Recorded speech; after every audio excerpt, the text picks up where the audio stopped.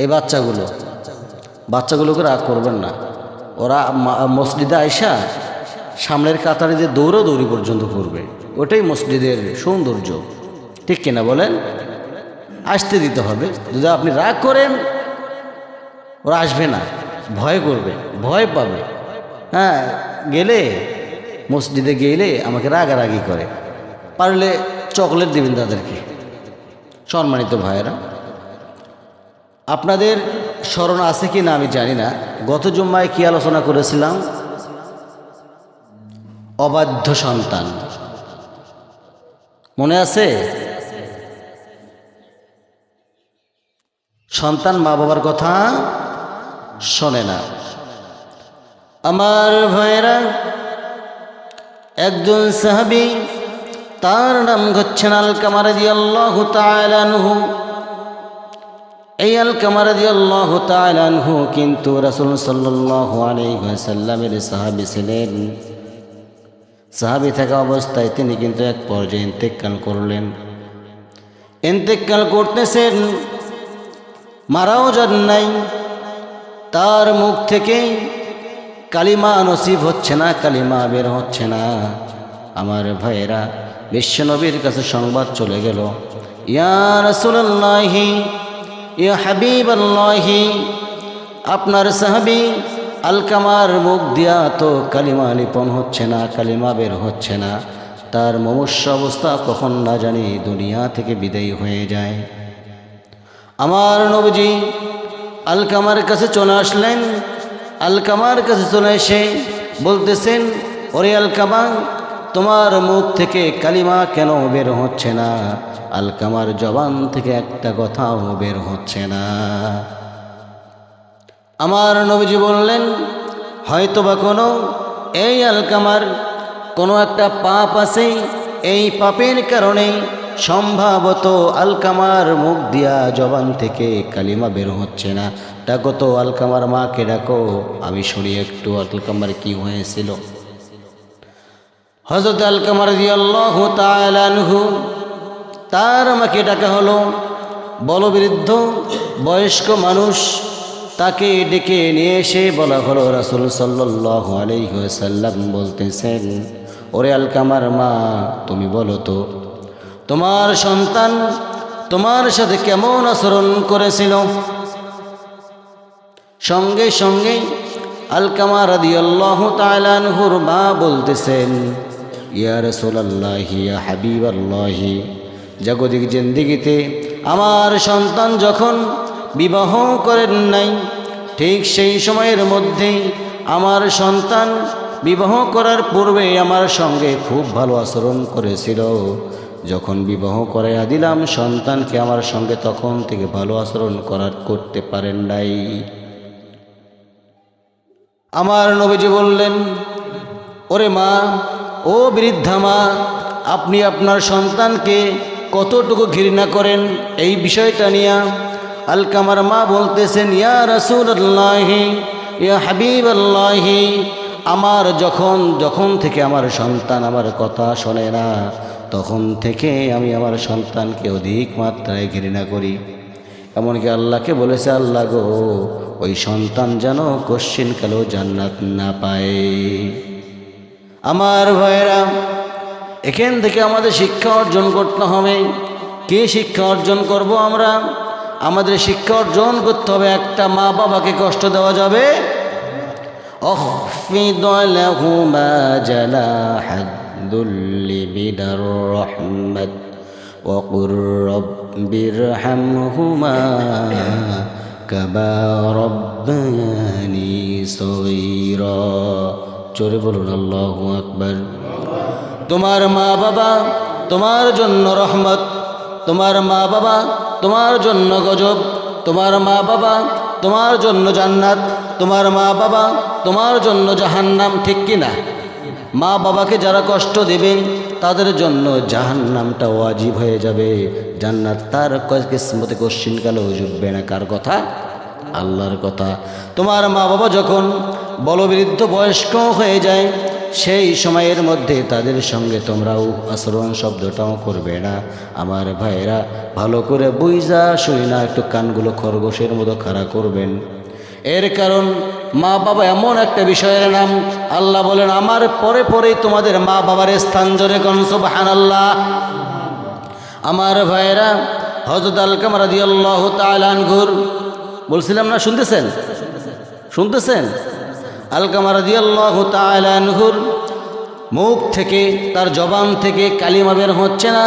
বিশ্বনবী রাসূল সাল্লাল্লাহু আলাইহি ওয়াসাল্লাম তিনি নিজে বলতেছেন, ও মা আপনি আপনার সন্তানকে মাফ করে দিয়ে দেন।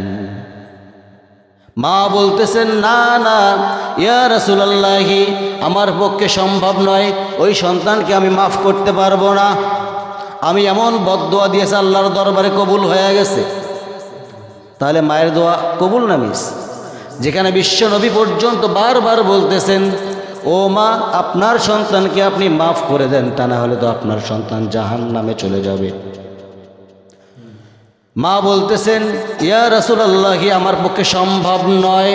আমার নবীজি বললেন, ও সাহাবীরা লাকড়ি খড়ি যা কিছু আছে সব কিছু সংগ্রহ করে নিয়ে আসো, এই অবাধ্য সন্তানকে আমরা আগুনে ভস্ম করে দুনিয়া থেকে বিদায় করে দিয়ে দেব।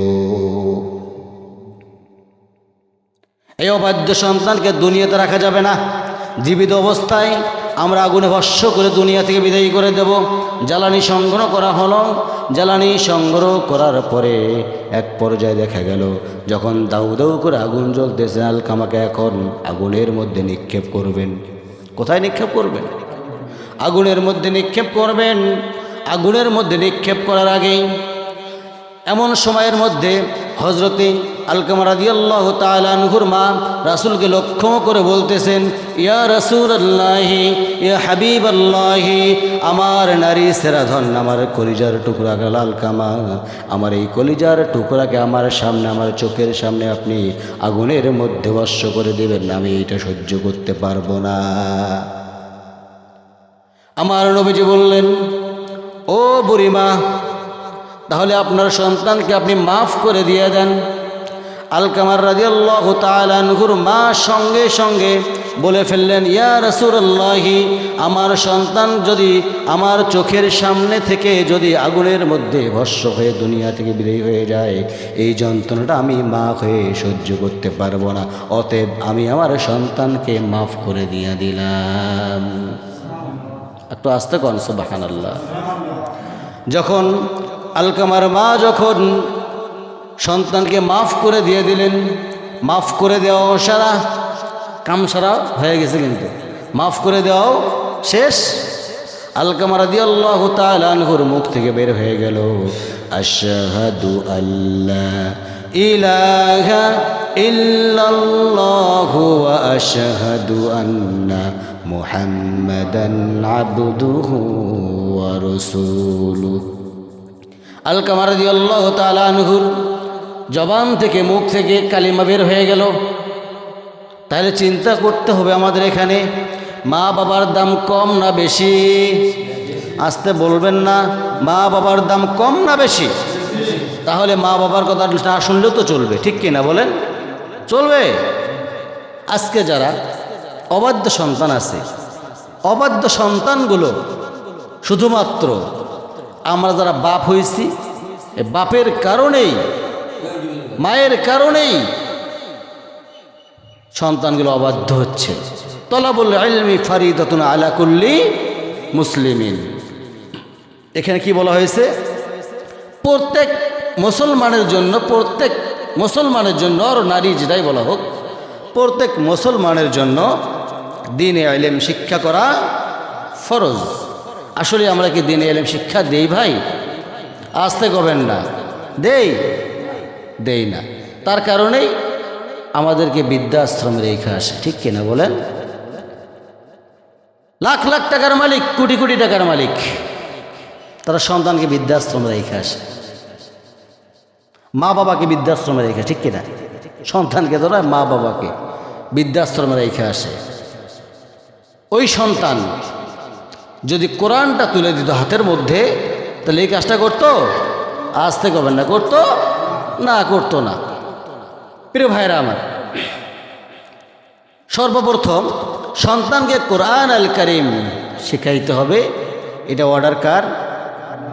সর্বপ্রথম বিশ্বনবী মুহাম্মদ সাল্লাল্লাহু আলাইহি ওয়াসাল্লামকে সর্বপ্রথম কোরআন শিক্ষার জন্য উপস্থাপন জিবরাইলের মাধ্যমে কে করেছিল বলেন তো? আল্লাহ করেছিল। ইকরা বিসমি রব্বিকাল্লাযী খলাক, পড়ো তোমার প্রভুর নামে। আজকে প্রভুর নাম বাদ দিয়া সৃষ্টিকর্তার নামে পড়ে। সৃষ্টিকর্তা আল্লাহর নাম নিতে চায় না, ঠিক কিনা বলেন? এটা আওয়াজ দিয়ে কথা বলতে হবে। বলে কি সৃষ্টিকর্তা, আল্লাহর নাম নেই। প্রিয় ভাইরা আমার, আমরা সন্তানকে কি করব? কোরআন শিক্ষা দেব। একটা উদাহরণ দিচ্ছি আমি। উদাহরণটা হচ্ছে, আমাদের এই এলাকার মধ্যে শীতকাল না, এখন তো শীতকাল। এই শীতকালের মধ্যে আমাদের এই এলাকার মধ্যে বাসি ভাত থাকে না? বাসি ভাত বোঝেন না? বাসি ভাত, রাত্রিবেলা যে ভাতটা রেখে দেই ওইটাকে কি বলে? বাসি ভাত। এই বাসি ভাতটা সকালবেলা যখন হয়ে যায়, আমাদের অঞ্চলের মধ্যে কিন্তু এই এলাকার মধ্যে একটা কাজ করে এই বাসি ভাতটাকে কী করে বলেন তো? সকালবেলা মরিচ, পেঁয়াজ, আরও হলুদ, লবণ এই ধরনের কিছু দেয়া হয়, দিয়ে সকালবেলা এটাকে কি বলে বলেন তো? তেলানি। তেলানি, কেউ বলে করকরা, কেউ বলে তেলানি, যাই হোক তেলানি। এখন এই তেলানি দেওয়া ভাত পোলাও বলা হয়। তেলানি দেওয়া যে পোলাওটা আপনি আমি যদি সকালবেলা খেয়ে ফেলি, পেট ভরবে না? সারাদিন যদি আপনি কোরমা, পোলাও, জর্দা, দই, অল এভরিথিং সব কিছু খান, ঢেকুশ মারবে কোনটা বলেন তো ভাই? কোনটা বলেন? তেলানি মারবে। তাহলে আপনি যদি আপনার সন্তানকে কোরআন শিক্ষা দেন, সর্বপ্রথম সব সময় ঢেকুশ মারবে কোরআনে, ঠিক কিনা? আমি কি আপনাদের বোঝাইতে পারতেছি? বুঝতেছেন? তাহলে তেলানি দেওয়া ভাত খিলাবো তো না, কি বলেন ভাইরা আমার?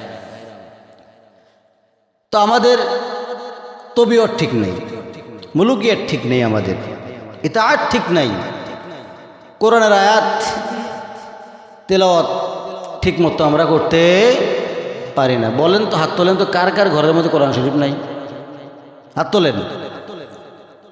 নাই? সবার ঘরেতেই তো আছে নাকি?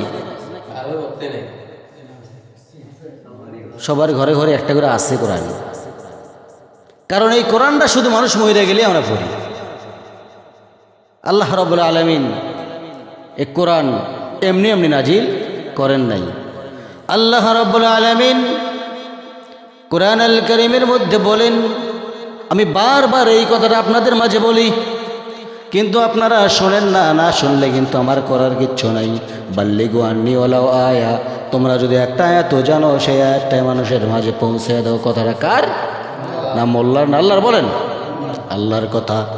আপনার ঘরের মধ্যেই কোরআন আল কারীম আছে, আপনি কোরআন আল কারীমটা একটা দিনের জন্য খুলে দেখেন না, উদাম করে দেখেন না। একবার যদি আপনি দেখেন কোরআন আল কারীমের দিকে, আপনি যতবার চায়া দেখবেন ততই আপনার মনে হবে কারো তেলাওয়াত করি। কিন্তু আমরা তেলাওয়াত করা শিখি নাই। এটা বড় দুঃখজনক বিষয়। কারণ আল্লাহ রাব্বুল আলামিন জানায় দিচ্ছেন, ও বান্দারা, আমি তোমাদেরকে এই জন্যই কোরআন দুনিয়ার জমিনে প্রেরণ করেছি। কী কারণ সেটা জানার দরকার আছে না নাই? আসতে বলবেন না, আছে না নাই? কোরআন জানবো আমরা, শিখবো আমরা, তারা তারতিল করবো আমরা, অতত্ত্ব তাদাব্বুর করবো আমরা। তার কারণ আল্লাহ রাব্বুল আলামিন বলেছেন, কিতাবুন আনজালনাহু ইলাইকা লিতুখরিজান নাসা মিনাল যুলুমাতি ইলান নূর। আমি কোরআন দুনিয়ার জমিনে ঘরের মধ্যে রাখার জন্য পাঠাই নাই, এমনি এমনি পড়ে থাকবে এই জন্য আমি কোরআন পাঠাই নাই। যারা অন্ধকারের মধ্যে পড়ে আছে, এই যে মানুষগুলো অন্ধকারের মধ্যে পড়ে আছে, কেউ কোরআন শিখতে জানি না, কোরআন পড়তে জানি না, কোরআন পড়তে জানি না, আমাদের দায়িত্ব হলো, আল্লাহ রাব্বুল আলামিন ঘোষণা দিয়েছেন, যারা অন্ধকারের মধ্যে পড়ে আছে, নর্দমার মধ্যে পড়ে আছে, ম্যানহোলের মধ্যে পড়ে আছে, তাদেরকে এই কোরআনটা যেন আলোর রাস্তায় নিয়ে আসতে পারে, ইহদিনা সিরাতুল মুস্তাকিমের পথে তুলতে পারে। ওই বান্দা যদি ইহদিনা সিরাতুল মুস্তাকিমের মধ্যে উঠে যায়, আমি আল্লাহ রাব্বুল আলামিন তাকে জান্নাতের খেতাব দিয়ে জান্নাত দিয়ে দেবো। জোরে কোন সুবহানাল্লাহ। পড়বেন তো, তেলাওয়াত করবেন তো, শেখেন ভাই, শেখেন, শিখতে হবে না? কাল কিয়ামতের ময়দানে আপনার ঘরের মধ্যে কোরআন আল কারিম আছে, আপনি আজকে পড়তেছেন না, কোরআন তেলাওয়াত করতেছেন না, তাদাব্বুর করতেছেন, ইতাআত করতেছেন না, ইসলাম পরিপূর্ণ মানতেছেন না, কাল কিয়ামতের ময়দানে আল্লাহ রাব্বুল আলামিনের কাছে কোরআন আল কারিম সরাসরি মামলা দায়ের করবে। এইভাবে ডিসপ্লে হবে, এইভাবে ডিসপ্লে হবে, কোরআন আল কারিমটা এইভাবে ডিসপ্লে হবে। আল্লাহকে বলবে, আল্লাহ তাআলা আপনি দুনিয়ার জমিনে কোরআন আল কারিমটা পাঠাইছিলেন, আজকে ওই বান্দার বিরুদ্ধে, আপনার ওই বান্দার বিরুদ্ধে আমি নালিশ জানাচ্ছি। কি নালিশ জানাচ্ছ তুমি? কোরআন আল কারিম বলবে, আল্লাহ গো, তোমার এই কোরআন আল কারিমের আয়াতগুলোর সামনে গেছিল কিন্তু দেখে নাই। বিপদ আছে না নাই? ভাইরা আমার, বন্ধুগণ আমার, আল্লাহ রাব্বুল আলামিন আবার বলতেছেন, তোমাদের হিসাব পুঙ্খানুপুঙ্খানুভাবে আমি আল্লাহ নেব। তোমরা বললে আমি মেনে নিয়েছি, না না, ঈমান আনো নাই তোমরা। হাসিবান নাস আইয়ুতরাকু আইয়াকুলু আমান্না ওয়া হুম লা ইফতানুন। জোরে বলুন আল্লাহু আকবার। তোমরা বললাম আমরা ঈমান নিয়ে এসেছি, না না না, আমরা পরীক্ষা করব না। আমি আল্লাহ রাব্বুল আলামিন বলেছেন, আমি তোমাদেরকে পরীক্ষা করে নেব। তার কারণ পূর্বের নবী রাসূলদেরকেও আমি আল্লাহ রাব্বুল আলামিন পরীক্ষা করে নিয়েছি। এমনি এমনি বললেই হবে না, এমনি এমনি বললে হবে আমি ঈমান নিয়ে এসেছি? ভাইরা আমার, ঈমান আনার আগে তাগুত পরিহার করতে হবে। কথাটা বলি নাই আমি? তাগুত বলছেন, বলেন তো তাগুত কি বলেন? বলেন, কতবার বলেন? আলামিন বলেন। অসংখ্যবার আমি বলেছি তাগুত মানে কি বলেন। আর সময় নাই, দ্রুত 2 থেকে 3 মিনিট সময় আছে আমার, 2 থেকে 3 মিনিট। তাগুত আল্লাহর আইন ব্যতীত যারা মানুষের তৈরি করা আইন দিয়া চলবে, সেইটাকে বলা হয় কি? তাগুত। তাগুতকে পরিহার করেন, তারপর আপনি ঈমান নিয়ে আসেন, তারপর মুসলমান হন। কিসের মুসলমান আপনি? আমি হ্যাঁ মুসলমান দাবি করি, হ্যাঁ সস্তা মুসলমান। আল্লাহ রাব্বুল আলামিন এখানে এই কথাটা বলার উদ্দেশ্য ছিল না। ইয়া আইয়ুহাল্লাযীনা আমানুত্তাকুল্লাহা হাক্কা তুকাতিহি ওয়া লা তামুতুন্না ইল্লা ওয়া আনতুম মুসলিমুন। আল্লাহ রাব্বুল আলামিন বলেন, ইয়া আইয়ুহাল্লাযীনা আমানু, হে ঈমানদারগণ। আগে কিন্তু ঈমান নিয়ে আসতে হবে, তারপর মুসলমান হতে হবে। হে ঈমানদারগণ, ইত্তাকুল্লাহ, তোমরা আল্লাহকে ভয় করো, ভয় করার মতো করো, ভয় করো। তারপরে তোমরা ইত্তাকুল্লাহ হাক্কা তুকাতিহি ওয়া লা তামুতুন্না ইল্লা ওয়া আনতুম মুসলিমুন, এবং সত্যিকারের মুসলমান না হয়ে তোমরা মৃত্যুবরণ করো না। কথাটা কার? আসতে বলবেন না, কথাটা কার? তাহলে মুসলমান হয়েছে তো নাকি? মুসলমান হয়েছে? হই নেই। আল্লাহকেই তো ভয় করি না ভাই, মুসলমান হইলাম কখন? প্রিয় ভাইরা আমার, তাহলে আমি কথা বললাম কি বিষয় বলেন তো? মা বাবাকে, আপনার মা বাবা বেঁচে আছে না মরে গেছে? দোয়া করেন না? আপনি যদি দোয়া করেন এইভাবে, রব্বির হামহুমা কামা রব্বায়ানি সগীরা, এটাই কবুল হবে। সন্তানের দোয়া আল্লাহর দরবারে কবুল হয়। আমরা চেষ্টা করব, যতটুকু না শুনলাম আমল করার চেষ্টা করব। করবেন তো? আর 5 ওয়াক্ত নামাজ যথাযথ সময়, আজান তো আপনার ঘরের সাথেই হচ্ছে। এই মসজিদ ঘর কাল কিয়ামতের ময়দানে আপনার বিপক্ষে যাবে, বুঝতে হবে ভাই। আমার কথা রাগ করতেছেন? রাগ হয় হুজুর কেন গরম গরম কথা বলে হুট করে?